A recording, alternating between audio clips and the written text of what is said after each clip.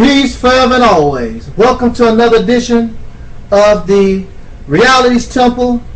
Just being a little casual today, and I am going to just speak on this particular subject for about 15 minutes. So please bear with me. And on this Vizzy, let ye get busy. Okay. I would like to send this message out to the so-called good white people, the nice white people, the non-racist white people, the Caucasian people that claim they do not hate black folks. I do not need to speak to Caucasian people or anybody that outright tells me, look, Negro, I don't like you. I hate black people. I don't like coloreds. I don't like niggers. I don't like ya. So there's, in a way, that's good, because I understand exactly where that person is coming from. That person understands exactly where I'm coming from. I've really had no problem with white people that say or claim they hate black folks, because we're coming from an open and honest place, and the dialogue is fresh and clean, and everybody knows exactly where everybody stands. However, there is a group of Caucasian people that make counterclaim that they like, or they can even love, black folks. They love all of humanity. I'm not a white racist. Everybody should be equal, so on and so on. So, this message goes out to those type of Caucasians who may indeed be fake. And I want to talk about fake white folks in just a second. In fact, right now, I want to begin our talk. Now listen very carefully. White man and white woman of America and around the world, I want you to listen to a black man. Let me give you some advice. Let me tell you what you are up against trying to be good, trying to make these claims that you are not a racist and you have no problems and you want everybody to do good and blase blase. In religion, God does not accept just anybody to be a messenger or a prophet. He does not just grab anybody off the street. This God, and we should take and should watch the activity of this God. Maybe we can learn some lessons. This God takes a person he chooses to be a prophet or a messenger, and they are not just embraced by God, but they are tested to see if they qualify to be God's prophet, to be God's messenger, to represent the God. So Abraham, I believe the son was Isaac, Abraham was tested, and his son Isaac was chosen to be a sacrifice to show this God that I am loyal and dedicated to you, Lord. And Isaac, who also loved this God, knowing that he would be sacrificed so they could prove that they were loyal and dedicated to this God, the son said, I don't mind dying so that we can show God that we are one with him. So Abraham took a knife and was taking his son up on the mount to slice his throat and sacrifice his son, his flesh and blood, to this God. That's a test. So So here you are, goody two shoe, white people. You claim that you're not racist, but you don't expect to be tested by black folks. And you should be tested because you are the children that come from a people that involved itself legally and made legal the practice of Jim Crow, the practice of slavery for hundreds and hundreds of years. And you have allowed the killers, your white brothers and sisters, to lynch us, castrate us, rape us, and do to us all types of atrocity, and you sit on your ass and did nothing. And now it's 2011. And for some reason, just because you smile, just because you say you're not this, just because you say you're not that, we are supposed to sit back and just assume, oh wow, things have changed because they gave me affirmative action. Oh, they are different because they gave me some food stamps. Oh, they different because my brother married to a white woman. Oh, they different. Oh, they different. Or are you like your fathers? And the only way we're going to know if you are or not like your fathers, we have to test you. So, one of the tests is the sacrifice of your son. How many white people have you exposed? How many sons and daughters have you shown and exposed to show their evil, to show their wickedness? That you sacrifice yourself, your reputation, your job, being harassed to show black folks I'm not like them. So I put these out on Front Street. These are the wicked. That's my mother. But she's wicked. She don't like you. And she's the head of a large corporation, and they don't hire blacks. Don't you know there are many white businesses that don't have black employees and don't want them?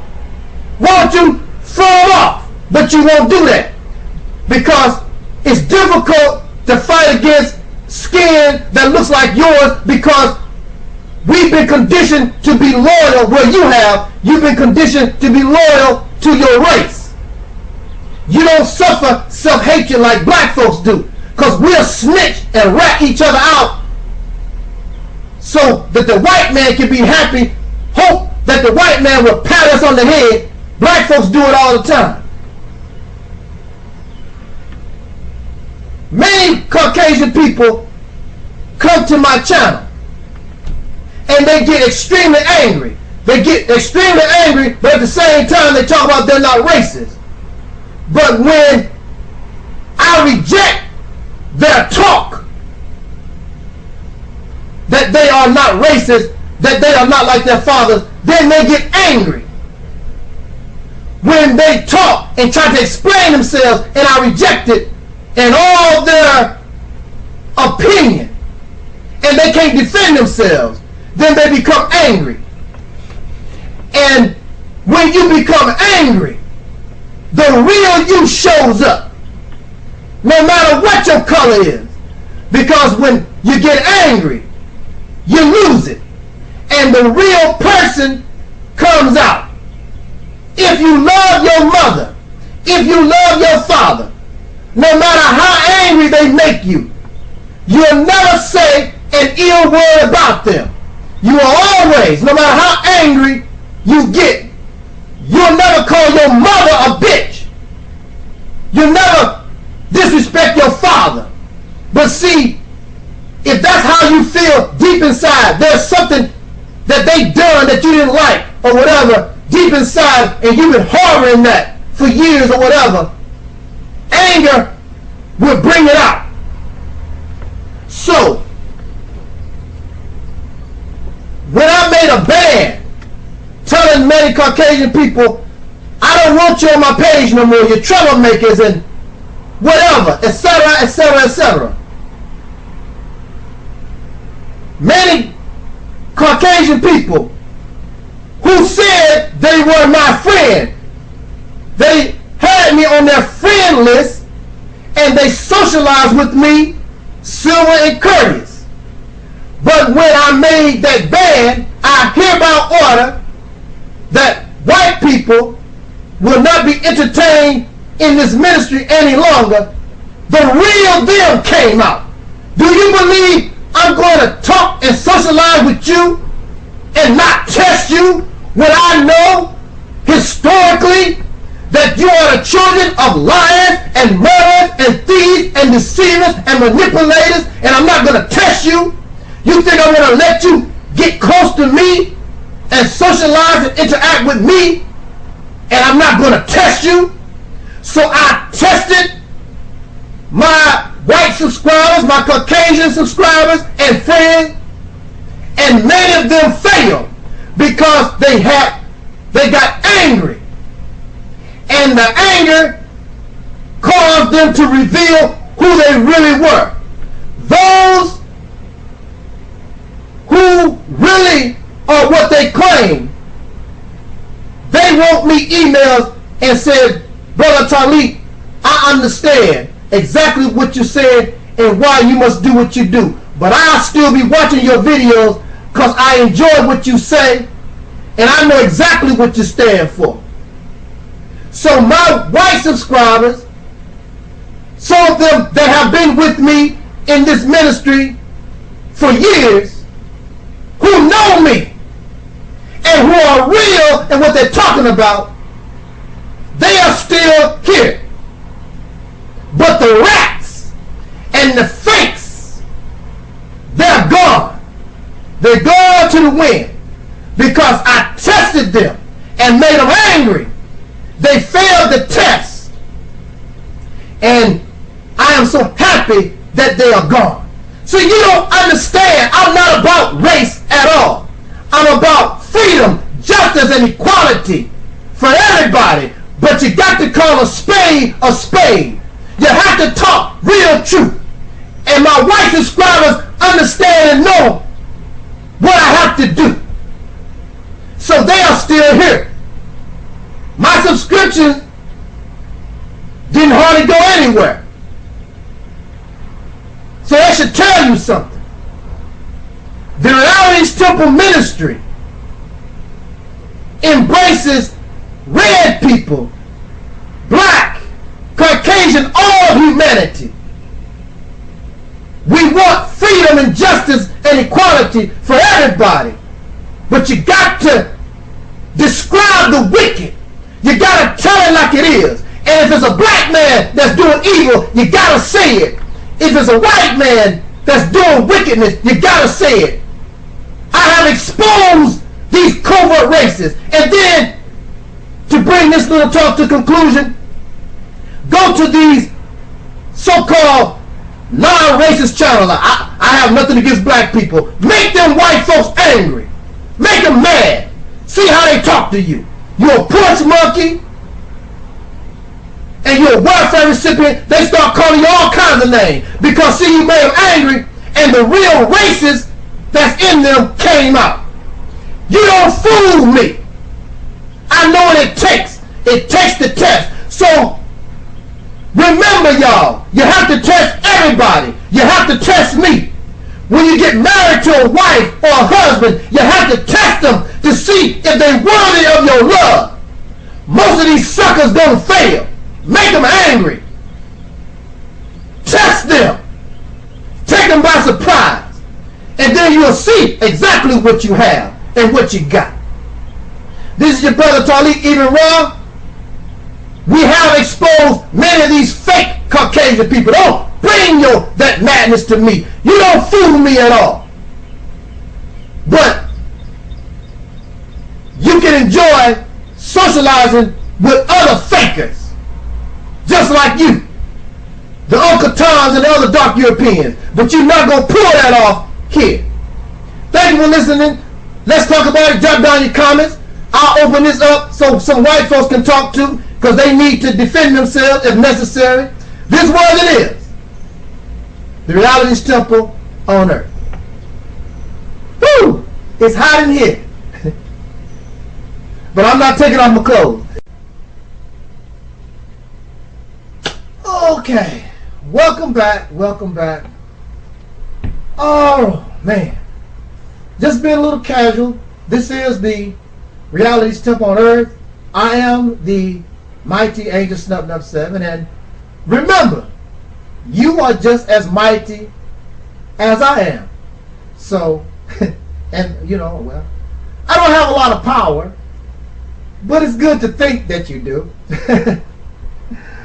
Oh, but you just don't know how mighty you are if we stop all this feuding and fighting, backbiting, and try to, for just a short period of time, work with one another so you can see the power and the might, and then perhaps the backbiting, the jealousy and the envy, all these different things that plague us, it might not be as a problem as you may think when you see how wonderful in your might you and I actually are.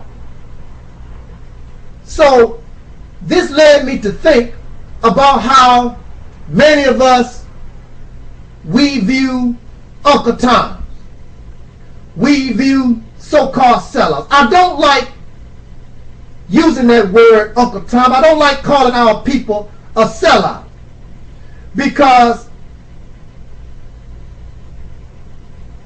we're not walking in their shoes. We don't have their experience. Now, I will tell you this. You can become abused. We are an abused people. We have been living in America for over 400 years, and we have been exploited and abused. And in a lot of cases, you can fall in love with those who exploit and abuse you. And this is a sickness. So how can you blame somebody, and how can you hate somebody because you hate the Uncle Tom, you hate the dark Europeans, you don't like these sellouts? But these are our people that were born and conditioned into sickness. And just a few days ago, while you are self-righteous and high and mighty, just a few days ago, you was acting and behaving just like them because you didn't know any better. But now that you think that you know better, you want to judge other people. I don't want to be accused of judging folks. I don't want to be accused of calling people names they don't deserve, because I don't walk in their footsteps. And if I care about you, if I love black folks, then I must understand that we are sick. How can you get angry at somebody with the measles, somebody with the chicken pox, somebody with any kind of disease or sickness? It's not like they went out and tried to get it on purpose. Do you really believe that our people we call Uncle Tom, Judas and Benedict Arnolds or whatever, cracker lovers, whatever you want to call them, do you really believe that's the way they want to be? They are sick. And sometimes you get sick, you don't even know. You can run around with cancer for years, and you'll never know that you have that sickness. I want to say this about integration. Integration, with no doubt, was one of the worst things that could have happened to the black community.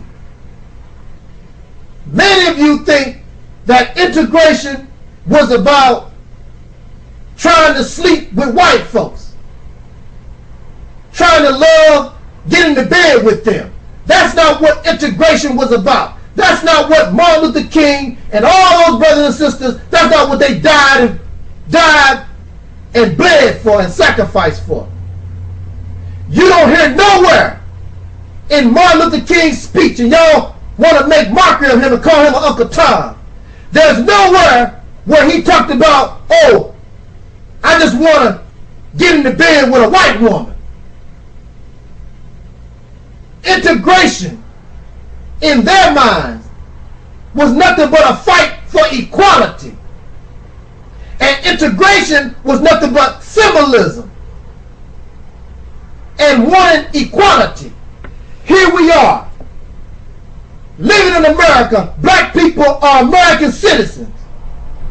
We have fought in every war in this nation since the Revolutionary War. We pay our taxes. The black man and woman are the best citizens this nation has ever had. But yet, you take our life, you take our money, but then when brothers and sisters get on a bus, you have to go to the back of the bus. You have to suffer humiliation. That's what the fight was about. It was not a fight about getting in some white woman's panties. But of course, with integration, and you get close to them, just like you get close to your dog, and your dog has fleas, then some of the fleas are going to jump on you. What man in his right state of mind would not want to be proud of his hotel? Not somebody else's hotel, somebody, your own hotel, your house. See, integration was about equality. But in getting that equality came a bad response and a bad outcome, because many of our people, we are sick. So many of them, when they began to win and they was able to ride in the front of the bus, they were able to go to the white man's fine hotels. And all this, it went to their head. So now what they have ain't good enough. They have become sick. And then you and me, those of us who claim to be well, when you mistreat the sick, you make things worse. And when you are not an example of what you claim, where are your hotels? Where is your farmland? Where are your schools? You're supposed to know better, but what do you have? The money in your pocket is the same money in their pocket. Where's your hotel? You don't have nothing, so you don't have room to talk. How you gonna call somebody Uncle Tom laying up at the Marriott? How you gonna call somebody Uncle Tom riding the bus, the white man's bus, just like they are? And you running your mouth, arrogant, self-righteous, judgmental. You can talk about somebody, but you ain't doing no damn better. Except you can holler, kill the cracker, kill the white man, and all those silly stuff. The way you kill the white man is by doing for yourself, building your own schools, creating your own jobs, farming your own land, making your own international friends. You don't have to rely on what he does. If you want a relationship to Africa, make it.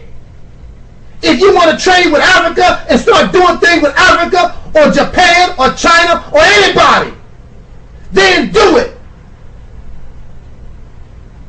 The reason why this oppressor, these racist Caucasians in power in America, treat us the way they do is because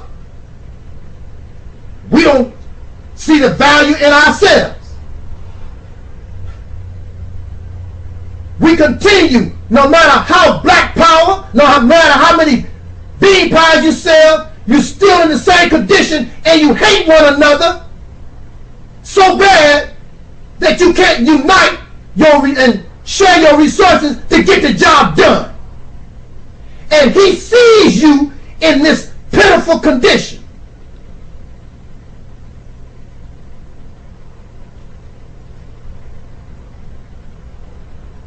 The white man is powerful. How can you call somebody an Uncle Tom, a Benedict Arnold? Our people fighting for integration was dealing with a people who was lynching them outright, burst down your door and shoot you in the face. There was no legal consequences. They had a right to be afraid. They had a right to be scared. Y'all so-called black soldiers, you don't do nothing. And you won't do nothing because you know if you come up against this white man physically, he gonna kick you in the ass. He has way more firepower than you'll ever get. And the little firepower that you got came from him. You don't make no guns. You don't make no bombs. You don't do a damn thing except run your sissified ass mouth. That's all y'all do. And I'm sick of it because you don't impress me. You behave like little children. Name calling. You don't have to threaten nobody. You don't have to tell nobody what you gonna do. Just do it. If I call somebody from this day on a name, then I better be doing better than they are, so I can be an example of what I'm talking about. But y'all not no examples of what you're talking about. This white man is not nothing to play with.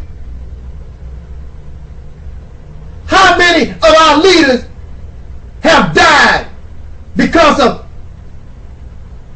either he killed them or he manipulated and caused us to kill our leaders? And you're still doing the same pathetic, pitiful thing. So I just want to say to all those in the civil rights movement, those who followed Martin Luther King, those who decided to challenge this oppressor with nonviolence, I don't have nothing against you because I understand. But after a certain period of time, you need to understand that you have not won, and you are dealing with a vicious enemy, and you're going to have to fight,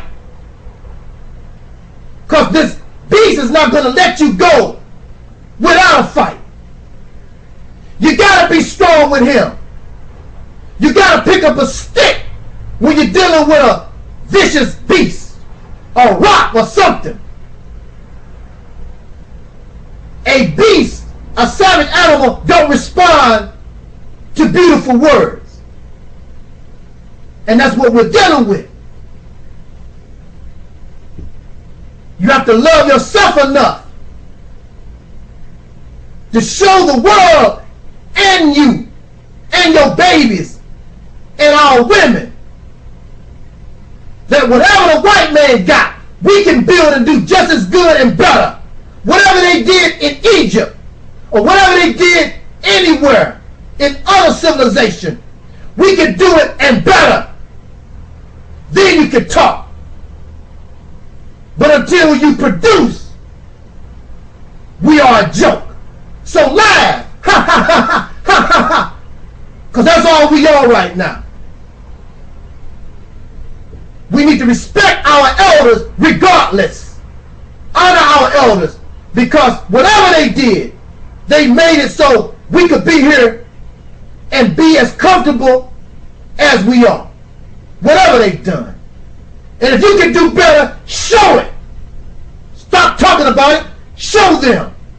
Jot down your comments and let's rap about it. Till next time, peace out, y'all.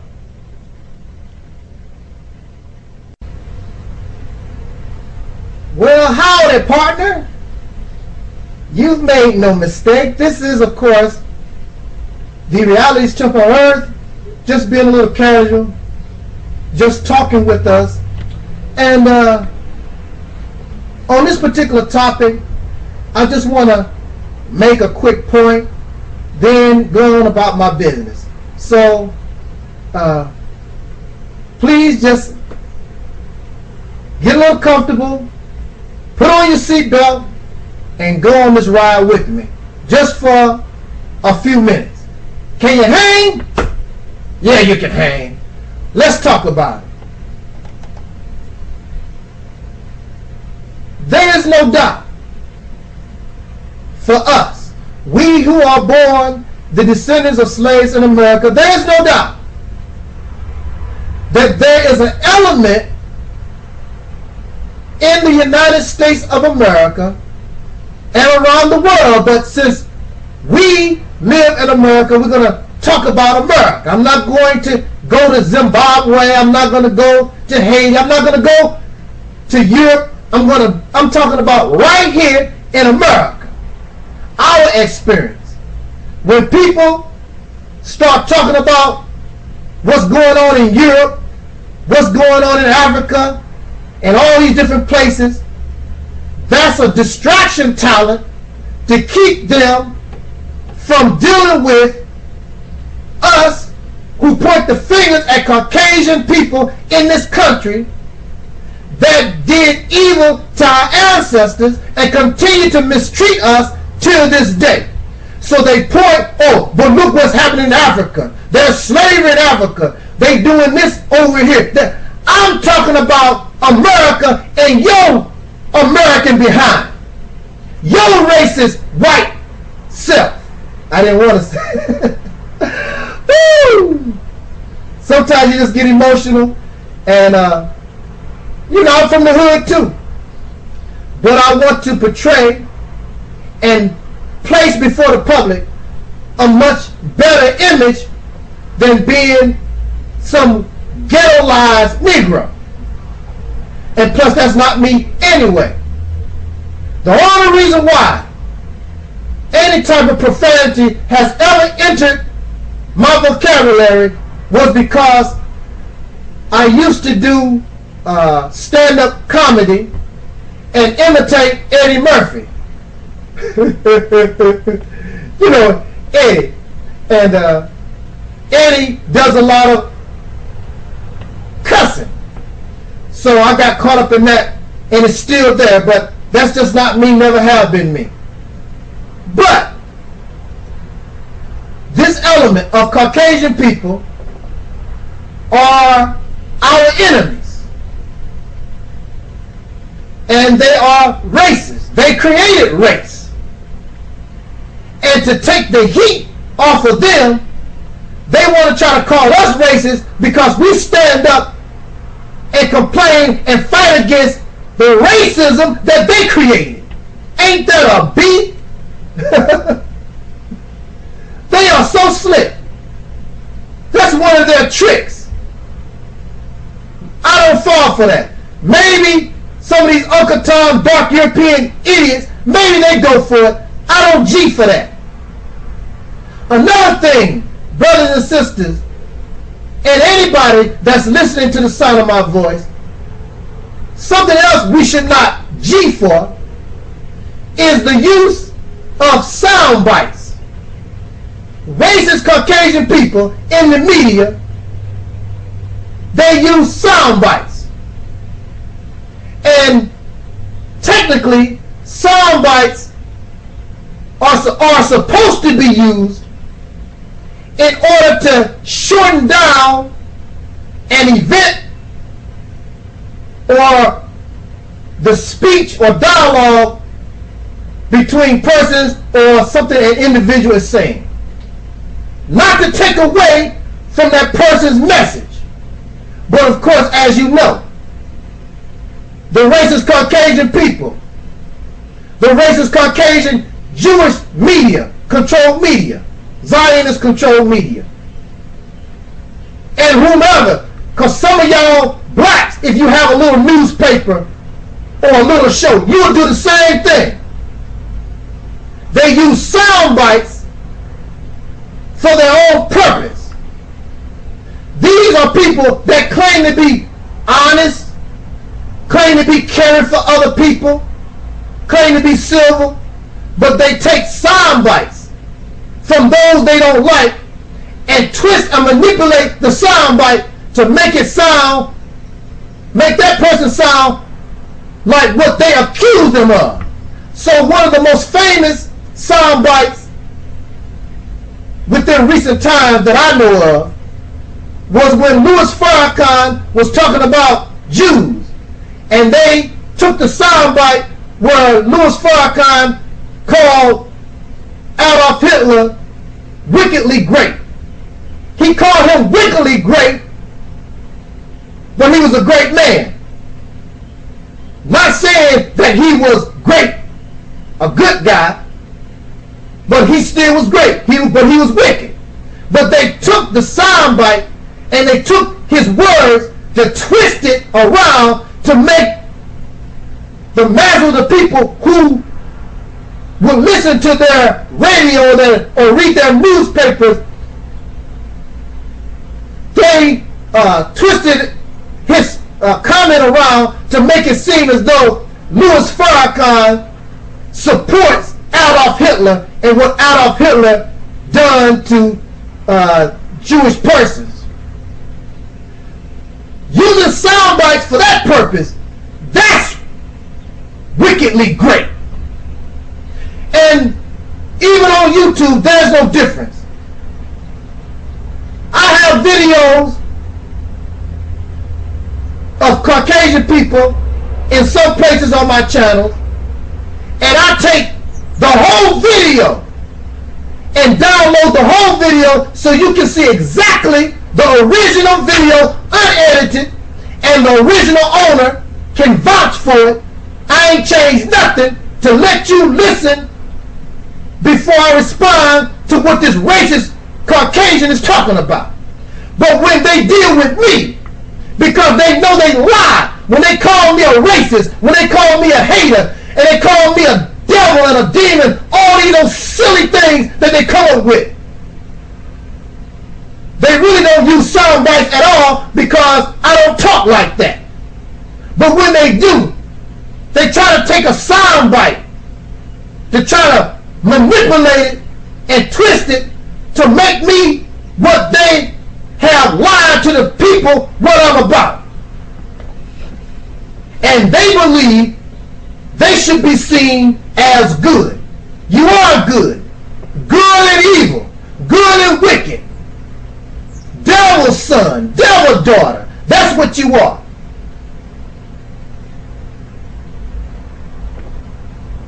Controlling a sound bite. Another example, when you use sound bites and you don't use the sound bite properly, you can take a sentence. It's just like messing up a sentence. Let's use this as an example. Angry dogs chase cat across the highway. Okay, now let's make a sound bite. Dog chase cat across the road. See, road is not even in the sentence. But with a sound bite, you can twist it and manipulate and flip it where it can be made to sound like something else. Then, angry dog. Angry dog chase cat across the highway. But if you take a word in and out, and if you flip it around, because we could, a kitten is a cat, we could take the cat out and put kitten, and I'm not deceiving you, because a kitten is a cat, but that's not what I said. I said angry dog. Then you can change the word angry and put mad, mad dog chase. But when you change things, and see, that's what's wrong. That's what they always say is wrong with the Bible. The Bible is changed. It has been flipped and flopped, going from one hand to another. The most popular version of the Bible is the King James Authorized Version. Who gave King James authority to revise the Bible? And in the revelations of the very same Bible that King James and others have revised, it says, do not change. Revise means to change. Revise means we're going to make a sound bite. We're going to make it the way we want it to be. But of course, that's a very difficult task, the Bible being as large as it is. Because if your mind is awakened to a certain point, you can see through the manipulation. If you know Louis Farrakhan, or if you don't trust the media, when they give you these sound bites, you can look past the lie that they're trying to tell us. And there's another thing. When Caucasian people cannot use sound bites, they can't manipulate your words, then they want to play the dumb role like they don't understand what you're talking about. What you say? What you mean by that? No, I don't understand. That don't make no sense. They play the dumb role when it suits their need. How can you be dumb? You have bachelor's degrees, MBAs, and all these high degrees of learning on your wall. Some of them claim they went to colleges and universities and they are scholars. If you are scholars and you know so much, then all of a sudden, how can you play dumb? They play dumb when it fits their purpose. But again, we must be careful about sound bites.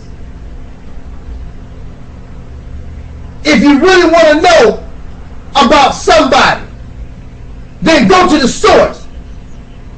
Talk to the members of the Nation of Islam. Talk to me like you're a human being, not like you some child, you're an idiot. Talk to me. Talk to them. And learn who we are. I have been studied by white people for 10 years. Nobody has studied you. And these white people report, and I can prove it in the records. They don't show nowhere where I show anything racist. There's nowhere in the records to show that I hate anybody except them. There's nowhere in the records that they wrote, not me, saying that Tariq is a liar. Nowhere. There's nowhere in the records to show that Tariq disrespect women or anybody. But I'm going to stand up and I'm going to tell you my opinion, how I feel. There's nowhere in the records to show Tariq even Rob hurt anybody in his life.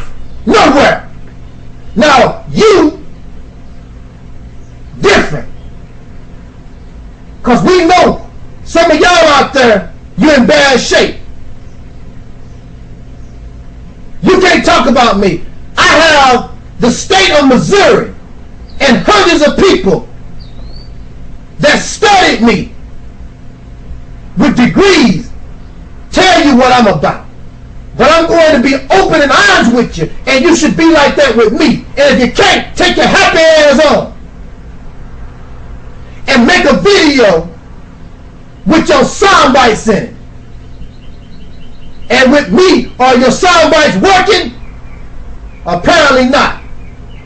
Take your dumb ass on and play with the other little kids, because I'm way out of your league. Thank you for listening. Let's just talk about it. These deceivers. This was and is the reality's temple on earth.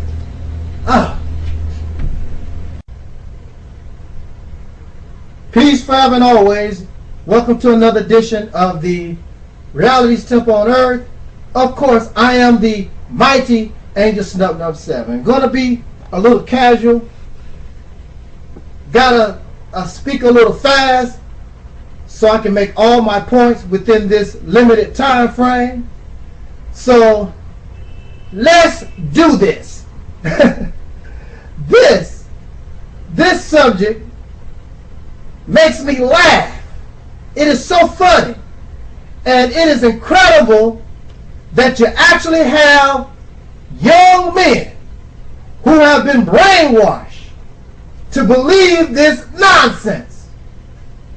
And the nonsense that I'm speaking of, this foolishness, which don't make any sense, is this crap that for the reason why the black community is in the horror condition that it is in is because for the last 40 years the black woman has taken control of the black community, and because of her immorality now we suffer.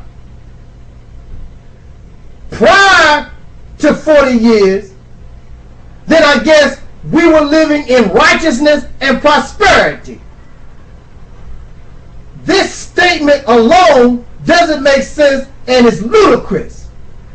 But such is expected from young black men who have been indoctrinated into a European society, whereas the female is made inferior, the female is oppressed, the female is made an enemy, the female is seen only as something to use by men.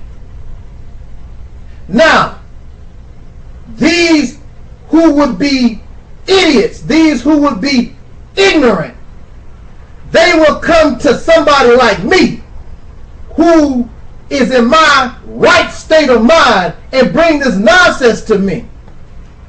So I respond with the following. The black woman, they say, has been in power in the black community for 40 years.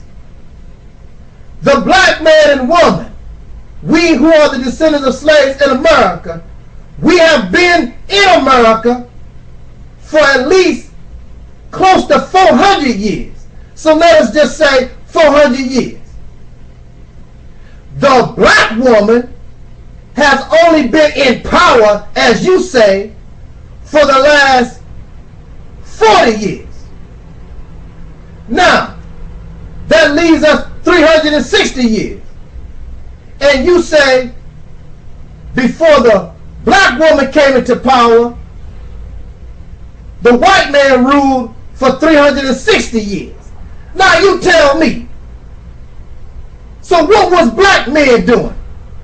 And if the black man is so strong, if the black man is a protector and defender of the black woman, if he is supposed to be the quote-unquote leader, how is it possible out of the whole 400 years that black folks have been in existence in this country? How is it possible that the black woman has come into some type of power and control over the black community, but this black man who is supposed to be the soldier, the warrior, the strength, the leader, has never had any kind of power?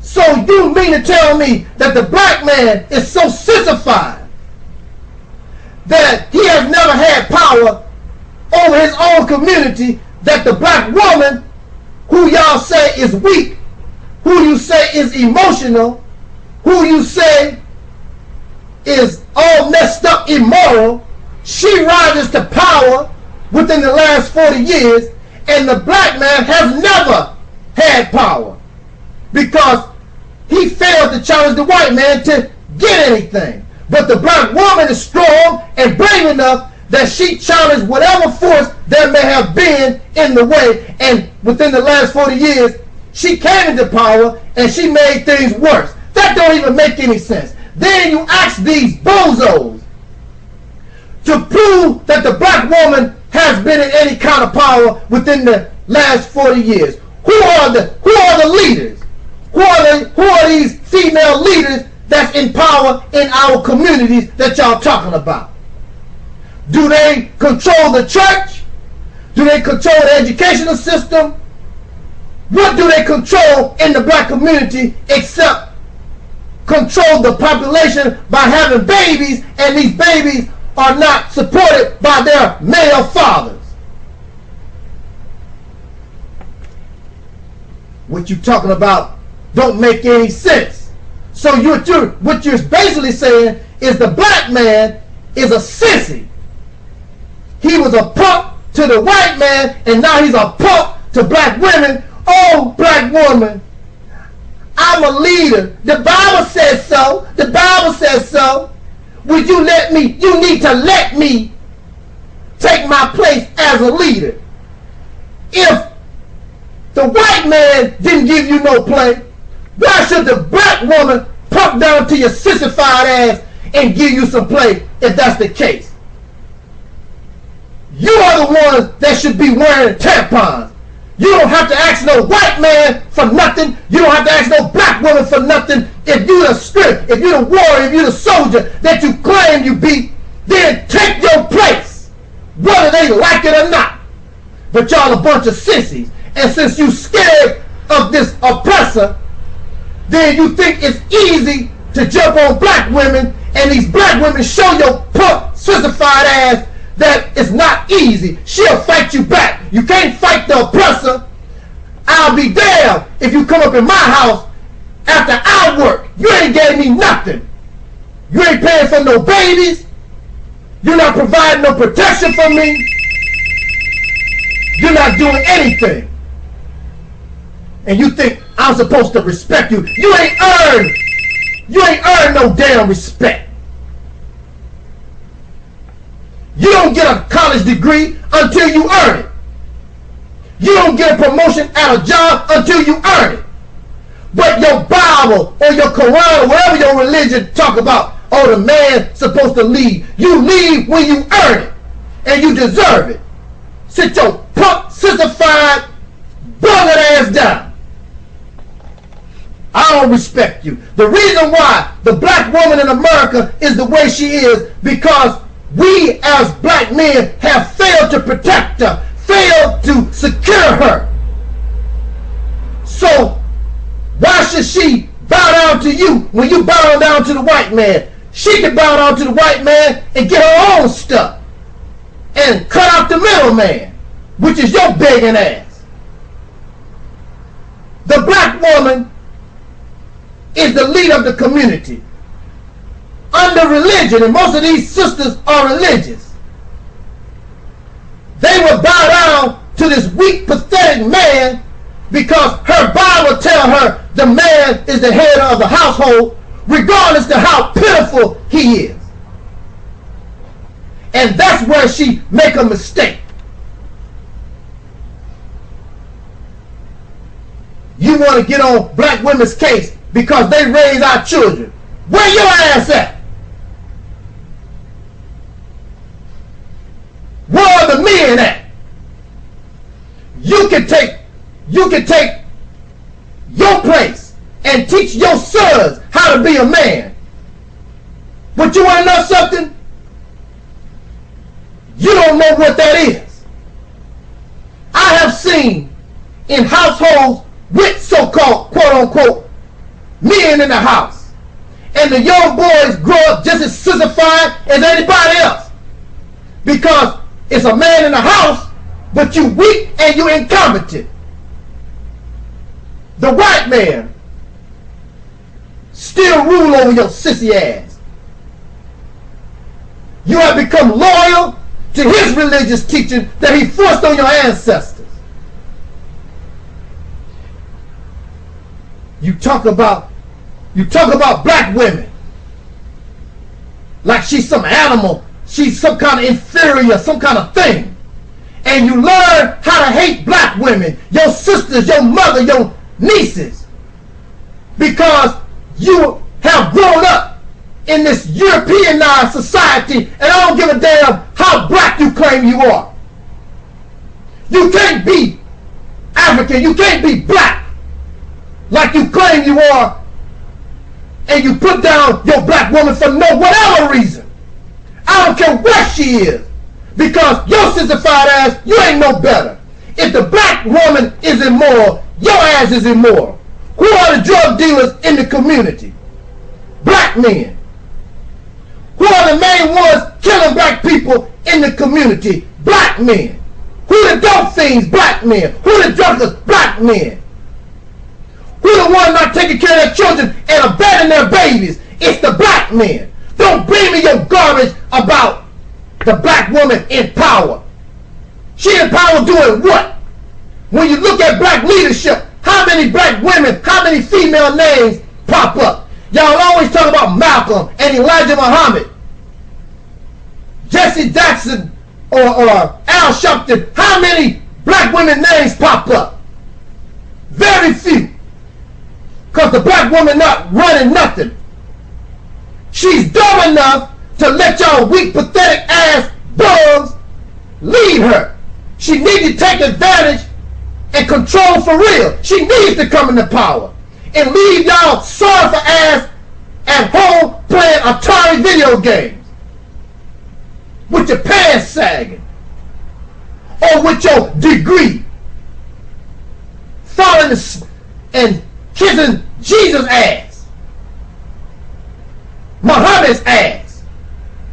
You have nothing. You have no manhood of your own. Without some kind of God, without some kind of Jesus or Muhammad or something to worship, you don't have no kind of power at all. You pathetic.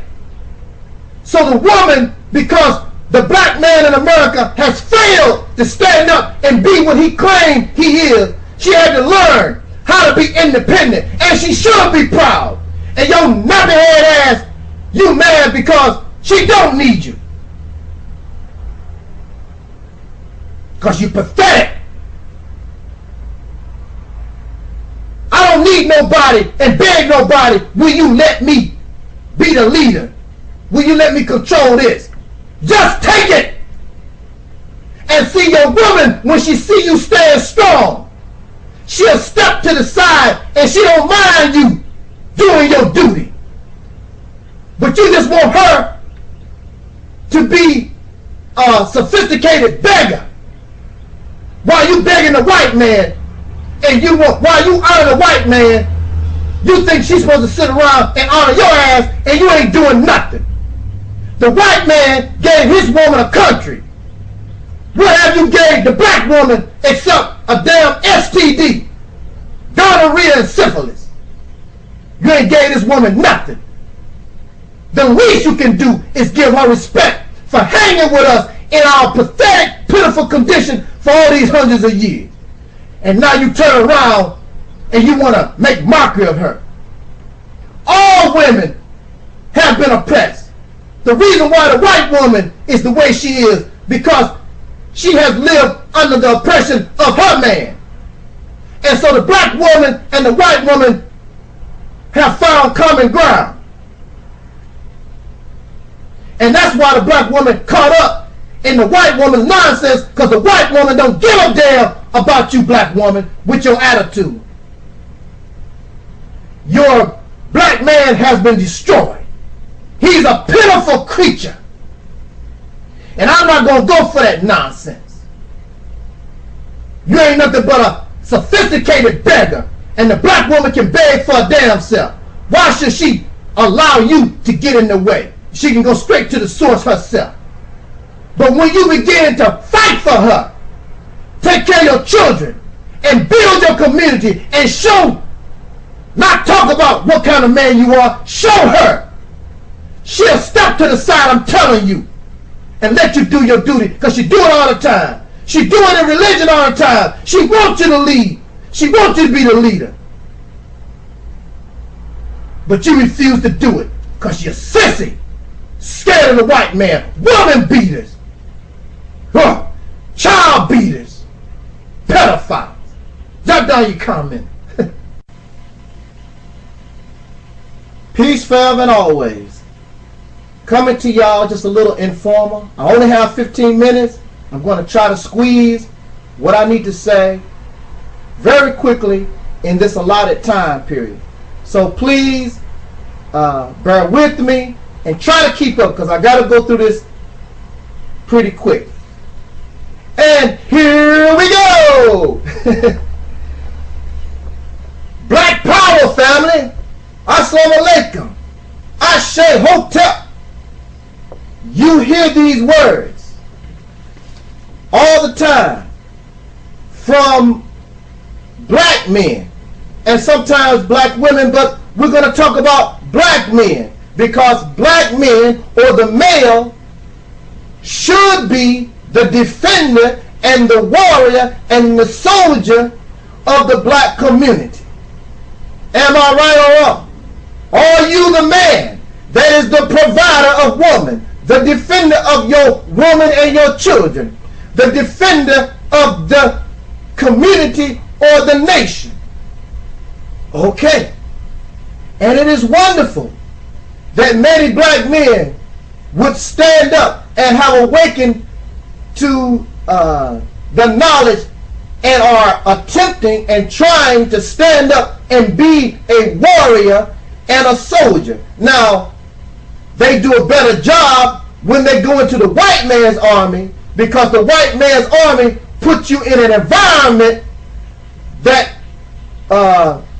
makes you have no choice but to accept your role as a warrior and a soldier. But when you claim and when you pretend to be a warrior and a soldier in regular environment, then you become an ineffective warrior and an ineffective soldier. And I will explain that in just a second. What brings me to this talk is that you have brothers that's talking about black power.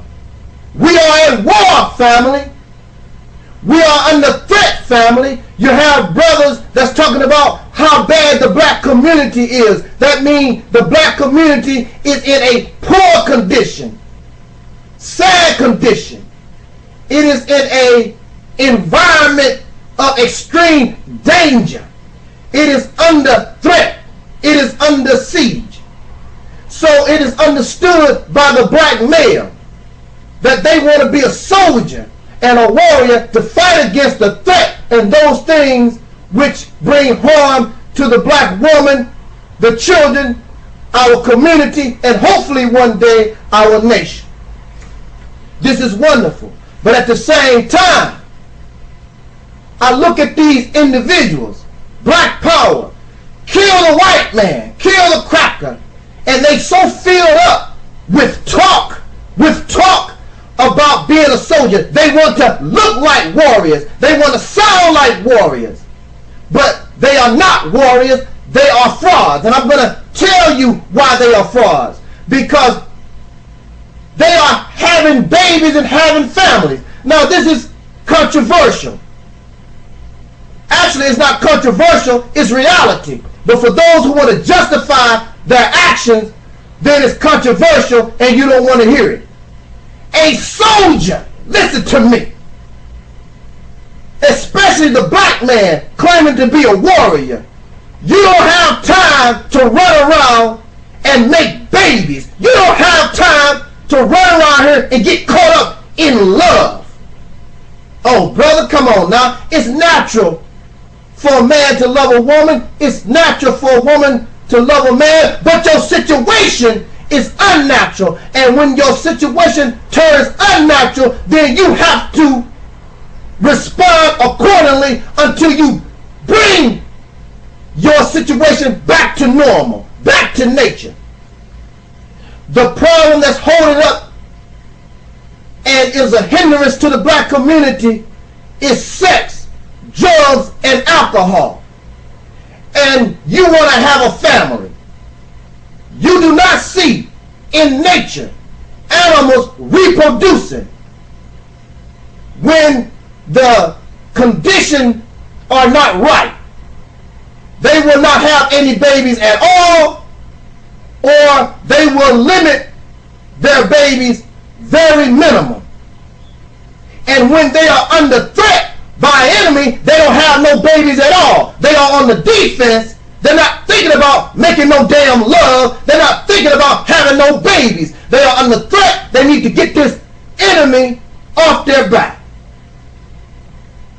But here you are, Hotel, Black Power, and all these things y'all be hollering, pretending to be a warrior, pretending to be a soldier, and you spitting out babies, and you run around trying to find love and all this kind of stuff.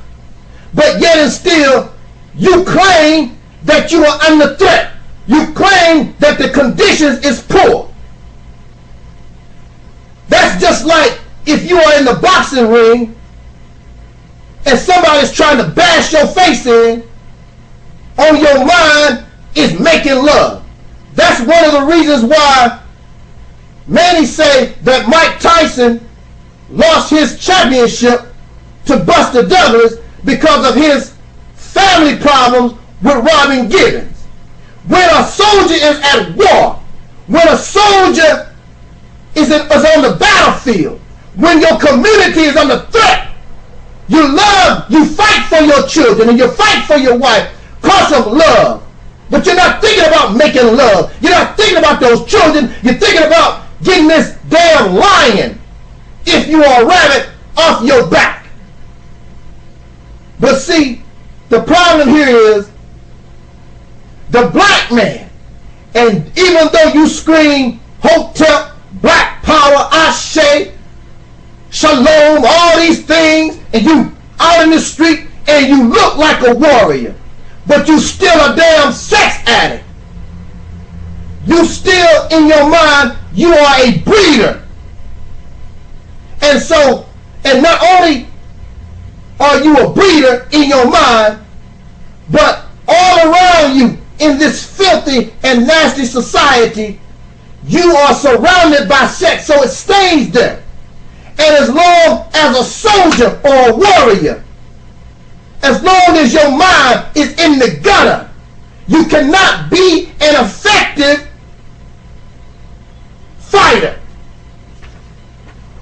You are having babies in conditions that you say you don't like. Why are you bringing babies into an environment you say that is bad for that child?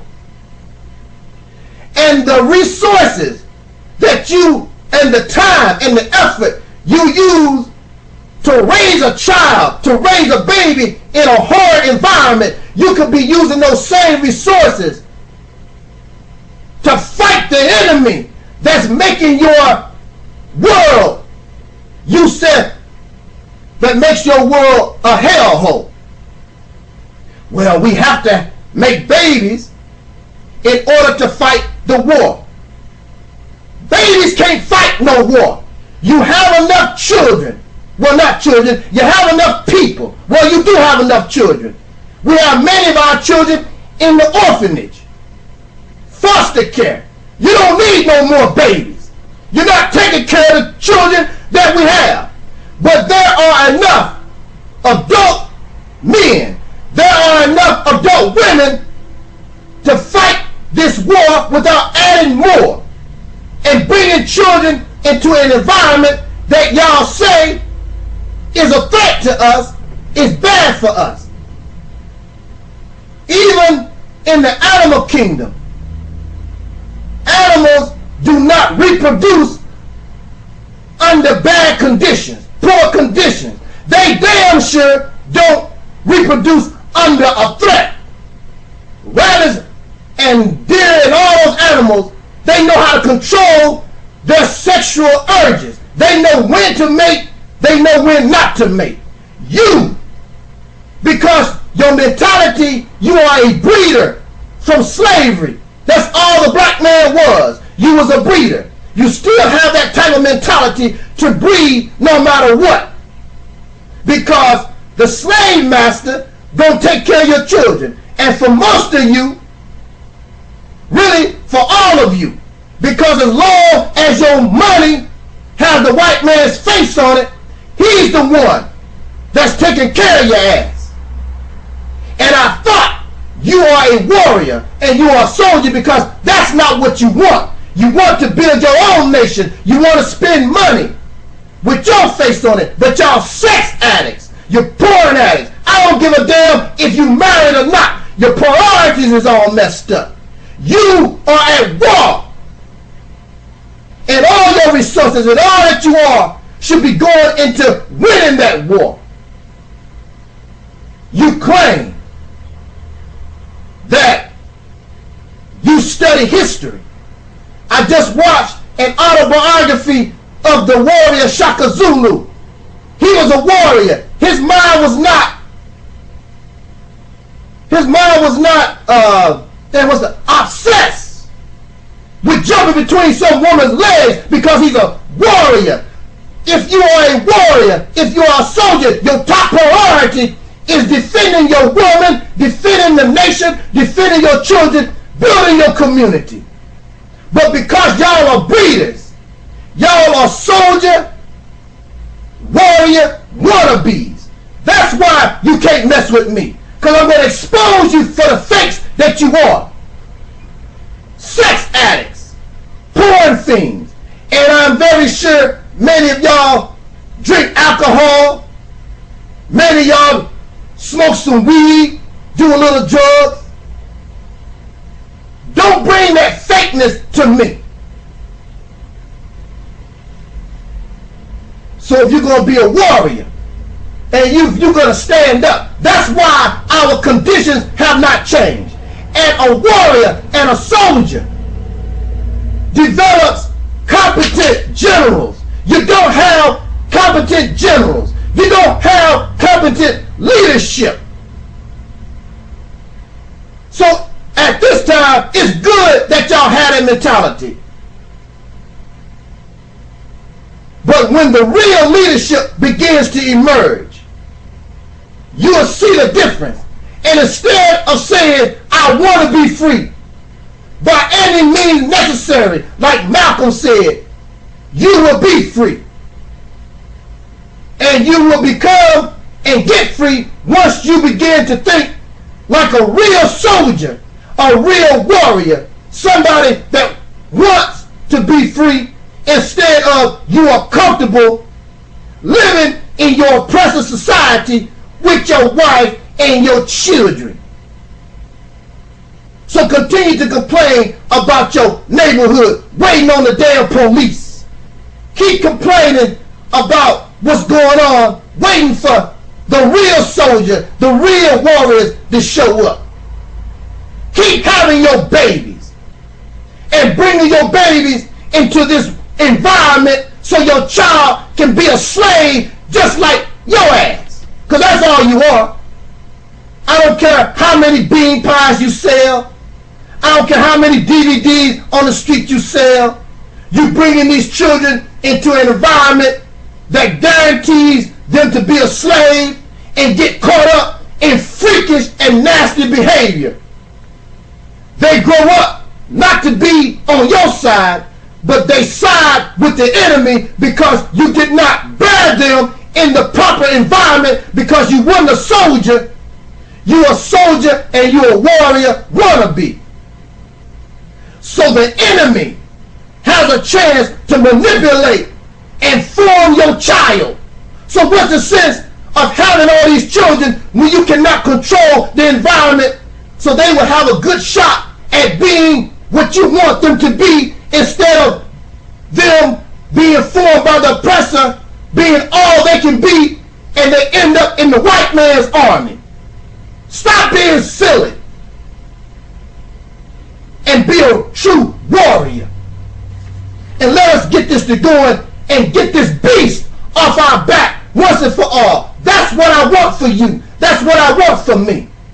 We got to take this serious and stop being unnatural and look at this in its real sense. Thank you for listening. Drop down your comments.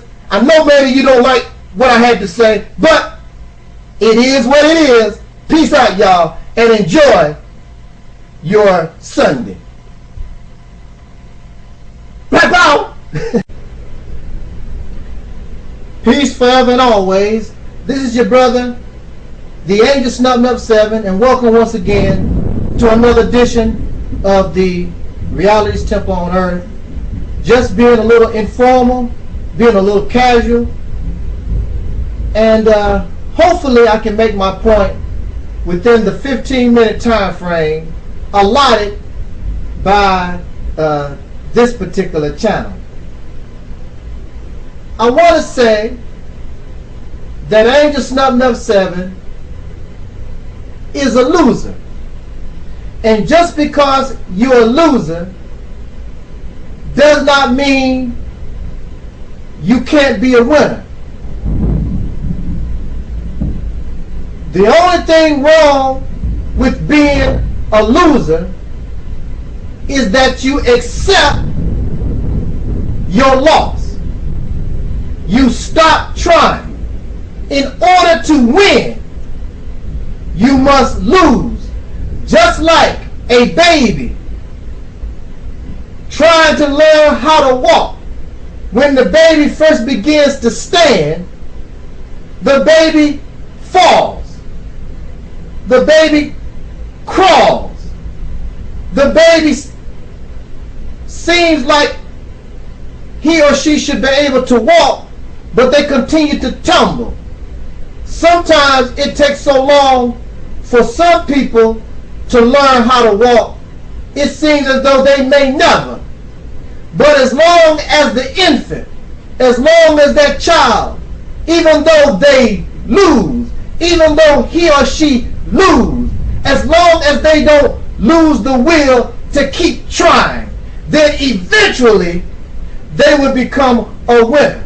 So when you call Angel Snubbing Up 7 a loser, a failure, that does not bother me, because I have not lost the will to win.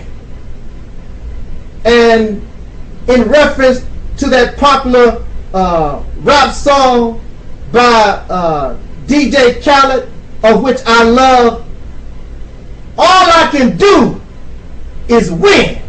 And that's what I intend to do, living or dead.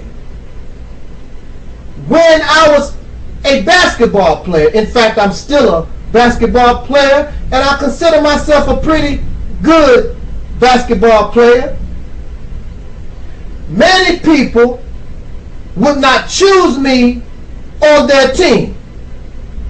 And the reason why they would not choose me on their team is because I don't dribble the way you're supposed to, the traditional way. I don't shoot a ball the way you think somebody is supposed to shoot the ball. So since I do not demonstrate basketball skills in the manner they believe they should be displayed, then they view me as a loser. Thus, I would not get picked. The object of playing basketball is to take this rubber ball, or whatever it's made out of, and you score by shooting it off your hand through this ring or this hoop. When I taught myself how to put that basketball through a hoop, I learned by playing with a tennis ball. Of course, a tennis ball is not a basketball, but when I was growing up, I was not given a basketball, and I made do with what I had, which was a tennis ball and coffee cans. I would cut the bottom out of the coffee cans and place them on not a straight tree, but a tree that was all crooked. I would take the tennis ball and shoot the tennis ball like it was a basketball into the coffee can I called a rim or a hoop. And pretty soon I was very, very good at taking this little this little tennis ball and shooting it through the coffee cans. I could even throw hook shots. So I was saying to myself, if I can shoot this tennis ball through this coffee can, I wonder what I could do with a real basketball and a real rim. So eventually I graduated to the basketball goal, to the basketball where they play basketball. And it was a little awkward because the basketball is 10 times or more bigger than a tennis ball. But a basketball rim is much bigger than a coffee can. So after readjusting my shot, people were amazed. Even though my shot looked funny, I was very accurate at shooting or placing that basketball through that hoop. And then, because of practice and practice and practice, I was unorthodox.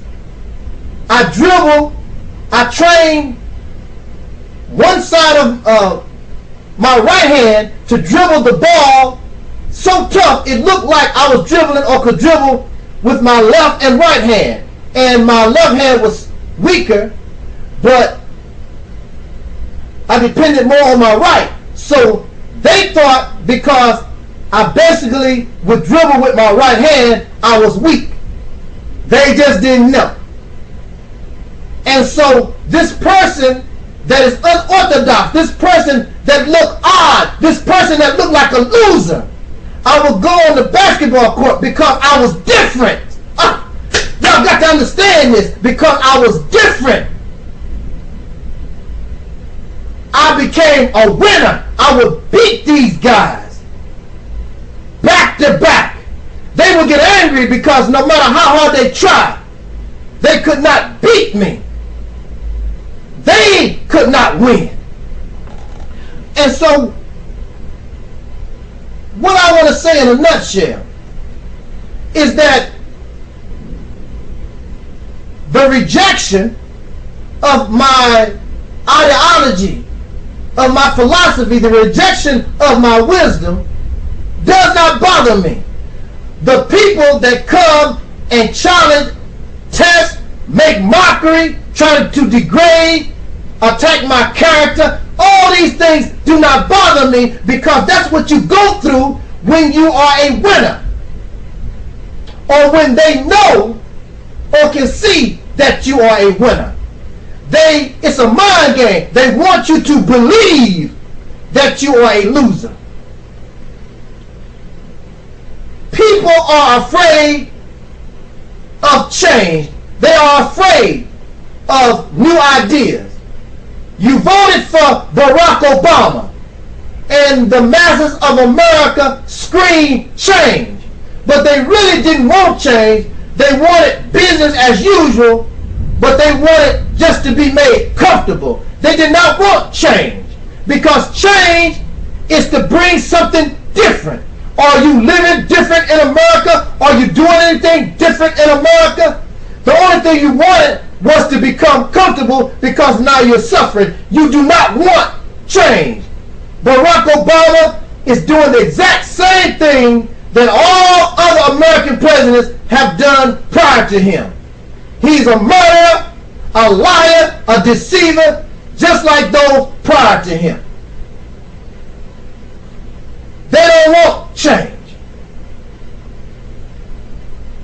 Black conscience, Afrocentricity,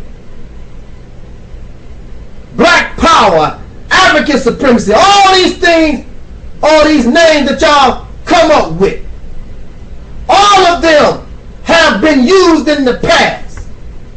All of them, all these ideologies, your spiritual energy, all these things that y'all talk about, they have yet to make you a winner. You are a loser because you don't want change. Those who were in the beginning driving cars, They were made mockery by those who were still riding horses. Because those who continued to ride horses, they could not accept change. They could not accept new ideas, new strategy.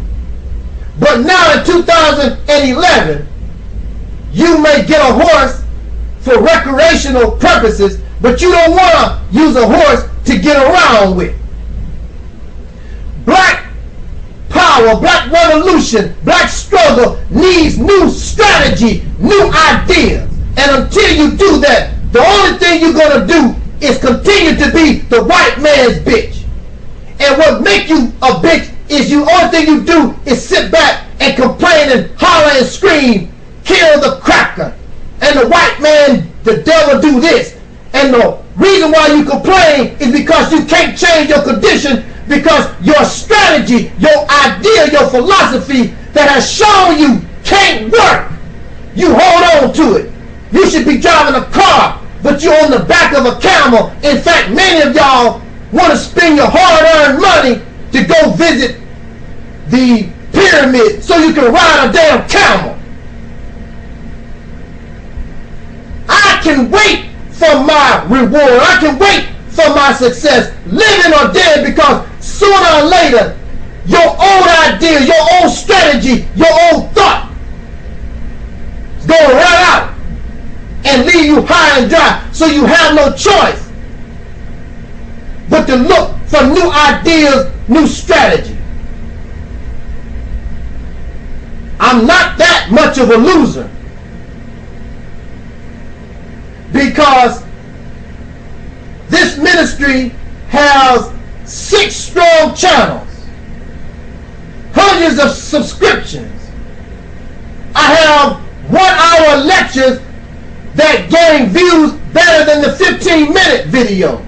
So that should tell you something, that the people are tired of riding horseback. They are tired of going to the outhouse when they should have indoor plumbing. People with new ideas, people with new strategy are seen as crazy. But your money, your education, your religion, and all the things that y'all hold on to, look at the world that you live in. What has it done? What it has done is make you say, I want to change. It has brought 100% dissatisfaction from the masses of the people in America and around the world. And the Honorable Elijah Muhammad says, with 50% dissatisfaction becomes, the result is 50% change. 75% dissatisfaction, you will get 75% change. Now you're living at a time where everybody, unless they benefit from the activity of the wicked, 100% change. So change is a coming. Change is a coming. And you're going to have to just deal with and accept new strategy. It's not going to work. It is proven. It worked back then. It don't anymore. You need to accept thinking for yourself. You need to think outside of these boxes so that these strategies can come forth. The answer to your prayers is not just in some God. If God don't want you or cause you to use your brain, then you don't need that type of God. What do you think you have a brain for? So you can think. And that's what makes me different. That's what makes me look odd. That's what makes me look like a loser. But who's the real loser? I shed tears for you because y'all still slaves. And you're happy to be that way. But a change is a coming. I'm happy to be a loser because a loser demonstrates winning. Jot down your comments. Let's talk about it.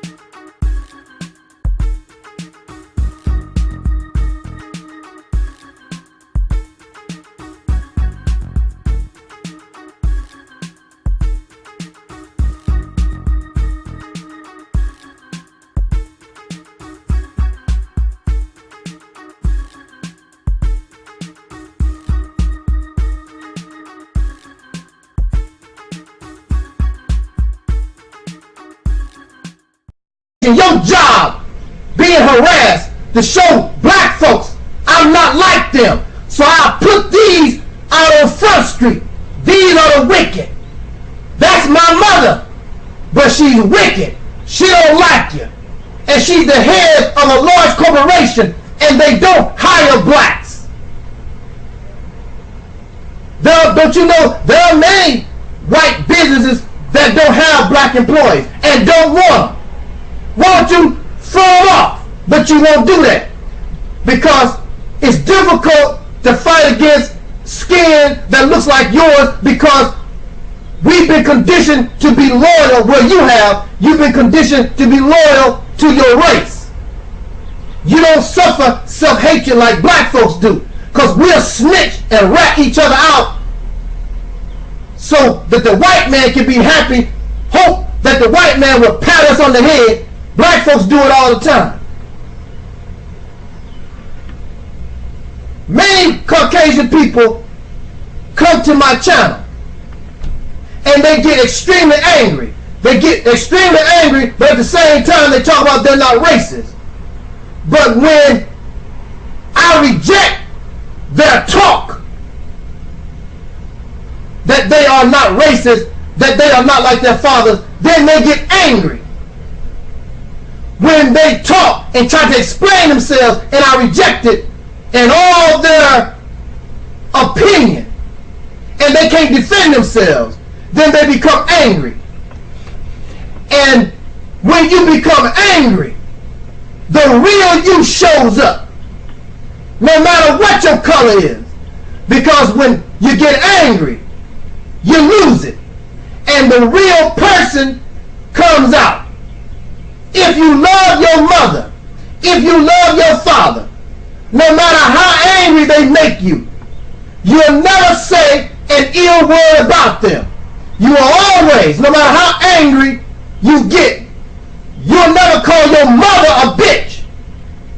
You'll never disrespect your father. But see, if that's how you feel deep inside, there's something that they done that you didn't like or whatever deep inside, and you've been harboring that for years or whatever, anger will bring it out. So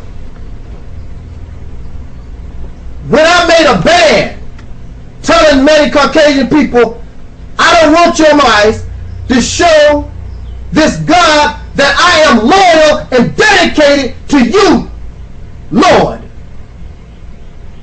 And Isaac, who also loved this God, knowing that he would be sacrificed so they could prove that they were loyal and dedicated to this God, the son said, I don't mind dying so that we can show God that we are one with him. So Abraham took a knife and was taking his son up on the mount to slice his throat and sacrifice his son, his flesh and blood, to this God. That's a test. So here you are, goody two shoe, white people. You claim that you're not racist, but you don't expect to be tested by black folks. And you should be tested, because you are the children that come from a people that involved itself legally and made legal the practice of Jim Crow, the practice of slavery for hundreds and hundreds of years.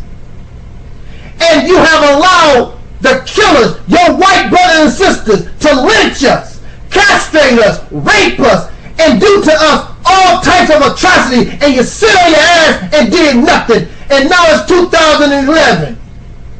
And for some reason, just because you smile, just because you say you're not this, just because you say you're not that, we are supposed to sit back and just assume, oh wow, things have changed because they gave me affirmative action. Oh, they are different because they gave me some food stamps. Oh, they different because my brother married to a white woman. Oh, they different. Oh, they different. Or are you like your fathers? And the only way we're going to know if if you are or not like your fathers, we have to test you. So, one of the tests is the sacrifice of your son. How many white people have you exposed? How many sons and daughters have you shown and exposed to show their evil, to show their wickedness, that you sacrifice yourself, your reputation?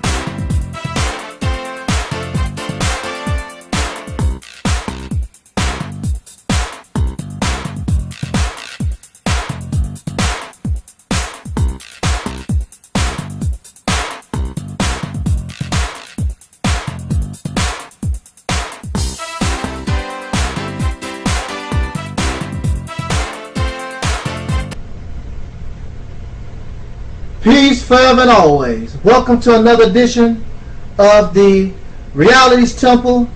Just being a little casual today, and I am going to just speak on this particular subject for about 15 minutes. So please bear with me. And on this busy, let ye get busy. Okay.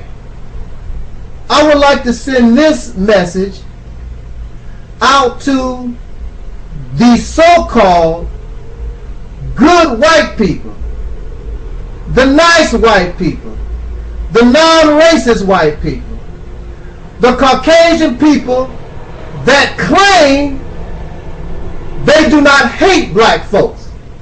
I do not need to speak to Caucasian people or anybody that outright tells me, look, Negro, I don't like you. I hate black people. I don't like coloreds. I don't like niggers. I don't like ya. So there's, in a way, that's good, because I understand exactly where that person is coming from. That person understands exactly where I'm coming from. I've really had no problem with white people that say or claim they hate black folks, because we're coming from an open and honest place, and the dialogue is fresh and clean, and everybody knows exactly where everybody stands. However, there is a group of Caucasian people that make counterclaim that they like, or they can even love, black folks. They love all of humanity. I'm not a white racist. Everybody should be equal, so on and so on. So, this message goes out to those type of Caucasians who may indeed be fake. And I want to talk about fake white folks in just a second. In fact, right now, I want to begin our talk. Now listen very carefully. White man and white woman of America and around the world, I want you to listen to a black man. Let me give you some advice. Let me tell you what you are up against, trying to be good, trying to make these claims that you are not racist and you have no problems and you want everybody to do good and blase blase. In religion,